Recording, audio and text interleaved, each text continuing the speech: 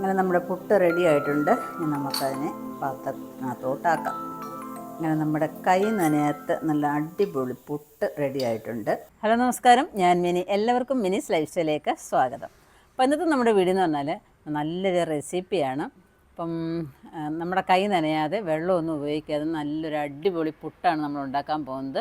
അപ്പോൾ അതെങ്ങനെയാണെന്ന് നോക്കാം. നമുക്ക് വീഡിയോയിലോട്ട് പോകാം. വീഡിയോയിലോട്ട് പോകുന്നതിന് മുമ്പായിട്ട് നിങ്ങൾ ആദ്യമായിട്ടാണ് മിനിസ് ലൈഫ് സ്റ്റൈൽ ചാനൽ കാണുന്നുണ്ടെങ്കിൽ ഒന്ന് സബ്സ്ക്രൈബ് ചെയ്തിട്ട് കാണാനായിട്ട് ശ്രമിക്കുക.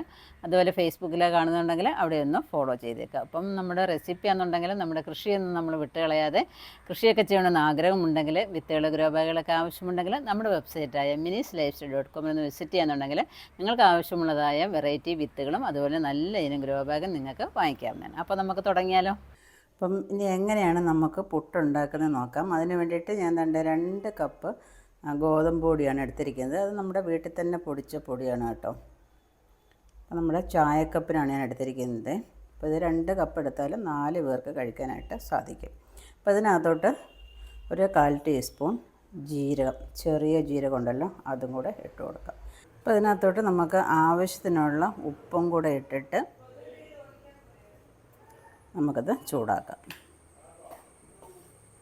ഒരുപാട് തീയങ്ങ് ഇടരുത്, ഇതൊരു മീഡിയം തീ ഇട്ടിട്ട് വേണം ഇത് ചൂടാക്കാനായിട്ട്. ഒരു ചെറിയ മണം വരും കേട്ടോ ഗോതമ്പ് പൊടി ചൂടാക്കുമ്പോഴേ. ഇതിപ്പോൾ നമുക്ക് അരിപ്പൊടിയിലും എടുക്കാം.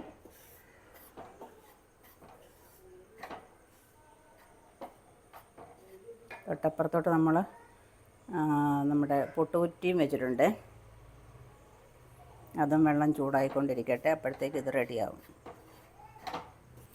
അങ്ങനെ നമ്മുടെ ഗോതമ്പ് പൊടി നന്നായിട്ട് ചൂടായിക്കൊണ്ടിരിക്കുകയാണ്. ഇനി നമുക്ക് അതങ്ങ് ഓഫ് ചെയ്യാം.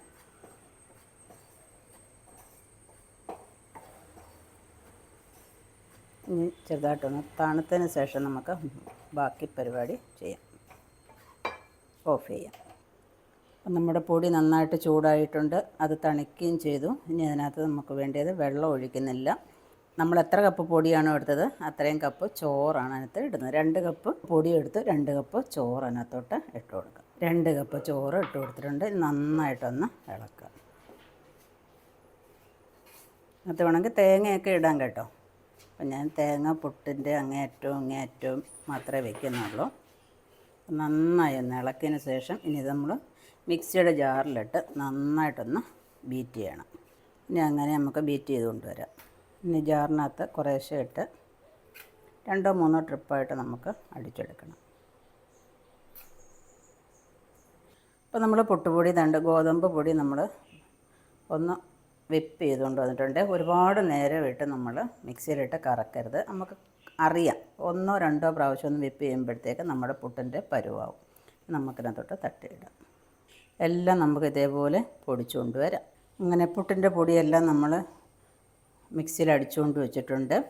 തേങ്ങയുണ്ട് ആവശ്യത്തിന്. നമ്മുടെ കുറ്റി നന്നായിട്ട് ചൂടായിരിക്കുകയാണ്. അപ്പോൾ അതിനകത്തോട്ട് നമുക്ക് മാവ് കോരിയിടാം. ആദ്യം തേങ്ങ അങ്ങോട്ട് ഇട്ട് കൊടുക്കുക. ചില്ലൊക്കെ അതിനകത്തുണ്ട് കേട്ടോ. ഇനി അതിനകത്തോട്ട് പുട്ടിൻ്റെ പൊടി കുറേശ്ശെ ഇട്ട് കൊടുക്കുക. അത് നമ്മൾ ഒരു തുള്ളി വെള്ളം പോലും നമ്മൾ ചേർക്കുന്നില്ല. ഇടയ്ക്ക് വേണമെങ്കിൽ കുറച്ചുകൂടെ നമുക്ക് തേങ്ങ ഇട്ട് കൊടുക്കാം. ഇതുണ്ടല്ലോ, നമുക്ക് കറി ഇല്ലെങ്കിൽ പോലും കഴിക്കാൻ പറ്റുന്ന ഒരു പുട്ടാണ്. അരിപ്പൊടിയിൽ നമുക്ക് ഇതേപോലെ തന്നെ ചെയ്യാം, ഇതേ മെത്തേഡ് തന്നെ ചെയ്യാം. വെള്ളം കൂടെ നന്നായിട്ട് തേങ്ങ ഇട്ട് കൊടുക്കാം. നമുക്ക് കൊണ്ടുവന്ന് അടപ്പ് വെക്കാം. ഇത് കുക്കറിൻ്റെ കൂട്ടുള്ള പുട്ടുകുടമാണ്. അപ്പോൾ ഇത് ഇതിനകത്തോട്ടങ്ങ് വെച്ചിരുന്നാൽ മതി. നന്നായിട്ടങ്ങ് ആവി വന്നോളും. ഇനി നന്നായിട്ട് ആവി വരട്ടെ. അങ്ങനെ നമ്മുടെ പുട്ട് റെഡി ആയിട്ടുണ്ട്. ഇനി നമുക്കതിനെ പാത്രത്തിനകത്തോട്ടാക്കാം.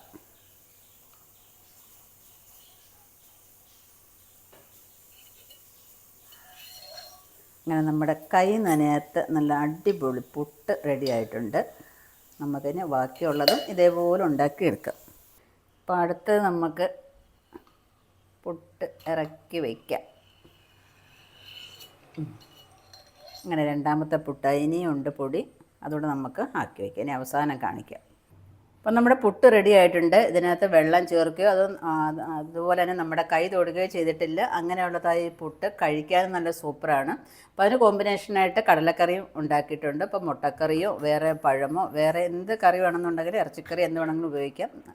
കറി ഇല്ലാതെ തന്നെ കഴിക്കാൻ നല്ല ടേസ്റ്റാണ്. അപ്പോൾ എല്ലാവരും ഇതൊന്ന് ട്രൈ ചെയ്ത് നോക്കാം. അപ്പോൾ നമ്മുടെ പുട്ടെല്ലാം റെഡി ആയിട്ടുണ്ട്. അപ്പോൾ ഇതേപോലെ നിങ്ങളൊന്ന് ട്രൈ ചെയ്ത് നോക്കുക. നല്ല സൂപ്പറാണ്. കറിയൊന്നും ഇല്ലാതെ തന്നെ കഴിക്കാൻ പറ്റിയ ഈ പുട്ട് തീർച്ചയായിട്ടും എല്ലാവരും ഒരു പ്രാവശ്യമെങ്കിലും ഒന്ന് ഉണ്ടാക്കി നോക്കാനായിട്ട് ശ്രമിക്കുക. അപ്പോൾ ഈ വീഡിയോ നിങ്ങൾക്ക് ഇഷ്ടപ്പെട്ടുന്നുണ്ടെങ്കിൽ ലൈക്ക് ചെയ്യുക, ഷെയർ ചെയ്യുക, സബ്സ്ക്രൈബ് ചെയ്യാതെ കാണുന്നവരാണെന്നുണ്ടെങ്കിൽ ഒന്ന് സബ്സ്ക്രൈബ് ചെയ്തിട്ട് കാണാനായിട്ട് ശ്രമിക്കുക. അപ്പോൾ അടുത്ത വീഡിയോയിൽ കാണുന്നവരെ നന്ദി, നമസ്കാരം.